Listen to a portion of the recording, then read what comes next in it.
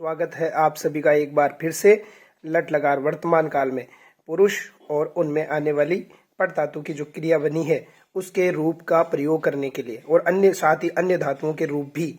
इसी प्रकार जैसे हमने प्रथम पुरुष में कुछ कर्ता पढ़े थे स तौ ते, इसका मतलब पुल्लिंग में वह दोनों वे सब। इसी प्रकार स्त्रीलिंग में सा ते ताह और नपुंसकलिंग में तत् ते और तानी, मतलब होगा वह दोनों वे सब। इसी प्रकार से एतत् शब्द का रूप बनाएंगे यह के लिए तो पुल्लिंग एषः एतौ एते, स्त्रीलिंग एषा एते एताः, नपुंसकलिंग एतत् एते एतानि, इनका मतलब होगा यह दोनों ये सब।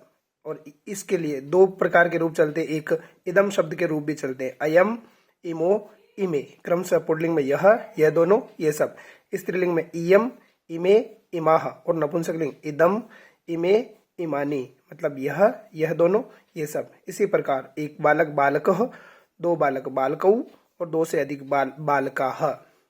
इसी प्रकार बालिका बालिका बालिके बालिकाः, छात्रः छात्रौ छात्राः, छात्रा स्त्रीलिंग के छात्रा छात्रे छात्राः, ये क्रम से एक वचन द्विवचन और बहुवचन के रूप। इसी प्रकार हम पट धातु प्रथम पुरुष एक वचन में रूप बनाते हैं लट लकार में, तो बनता है पठति, द्विवचन पठतः और बहुवचन पठन्ति। रूप बनाते हैं जैसे स श के साथ में कनेक्ट होगा पठति, तो हिंदी अर्थ हो जाएगा वह पढ़ता है। इसी प्रकार इयम, इयम का मतलब होता है यह, लड़की के लिए तो इयम पठति, यह पढ़ती है। बालिका पठति, बालिका पढ़ती है। अन्य धातुओं के साथ रूप बनाएंगे तो छात्रः लिखति, छात्र लिखता है। सा हसति, सा का मतलब वह हंसती है। अयम गच्छति, यह जाता है। छात्रा पश्यति, छात्रा देखती है। द्विवचन में रूप बनाए हैं तौ पठतः, मतलब वह दोनों पढ़ते हैं।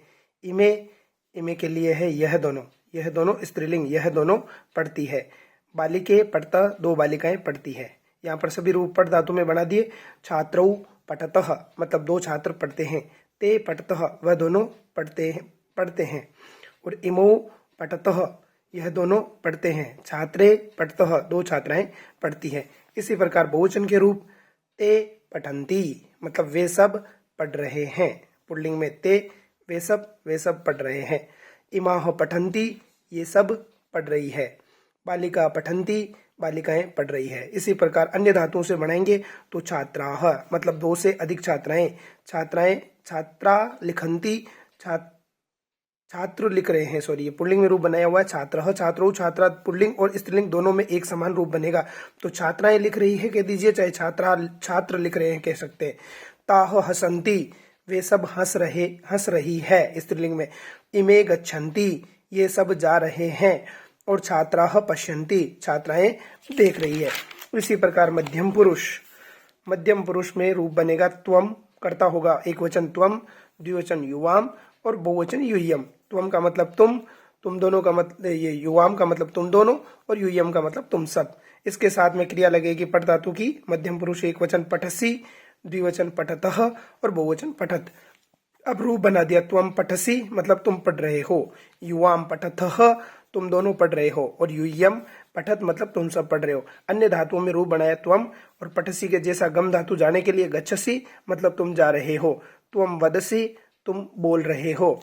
फिर युवाम गच्छतः, द्विवचन की क्रिया बना दी तो तुम दोनों जा रहे हो। युवाम वदतः, तुम दोनों बोल रहे हो। इसी प्रकार बहुवचन में यूयम गच्छत, तुम सब जा रहे हो, और यूयम वदत, तुम सब बोल रहे हो। इसी प्रकार से तीसरा और अंतिम पुरुष उत्तम पुरुष, जिसमें एक वचन में बनेगा अहम, द्विवचन में आवाम और बहुवचन में वयम। अहम का मतलब मैं, आवाम का मतलब हम दोनों और वयम का मतलब हम सब। क्रिया बनेगी पट धातु उत्तम पुरुष एक वचन में पठामी, द्विवचन में पठावह और बहुवचन में पठामह। अहम पठामी, मतलब मैं पढ़ रहा हूँ। इसी प्रकार से अगर अहम है लेकिन धातु बदल दी, यहाँ पर वदामी, वद का मतलब होता है बोलना, तो मैं बोल रहा हूँ वर्तमान काल में। अहम हसामी, मैं हंस रहा हूँ। इसी प्रकार आवाम के साथ में जोड़ेंगे तो आवाम पठावह, हम दोनों पढ़ रहे हैं।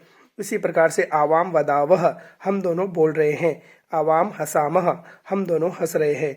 इसी प्रकार से वयम उत्तम पुरुष में वयम, बहुवचन में वयम पठामह, हम सब पढ़ रहे हैं। वयम वदावह, हम सब बोल रहे हैं, और वयम हसामह, हम सब हंस रहे हैं। इस प्रकार से हम लट लकार के वाक्यों का प्रयोग करेंगे। इसके बाद अगला जो लकार होगा वो लिट लकार भविष्य काल के रूप होंगे, तो उसमें इसी प्रकार से रूप बनेंगे। करता हूं कि ये जो प्रॉपर जगह है वही रहेगी, परंतु क्रिया कुछ बदल जाएगी, जिसका अर्थ भविष्य काल के लिए हो जाएगा। उसका प्रयोग हम अगली क्लास में करेंगे। धन्यवाद।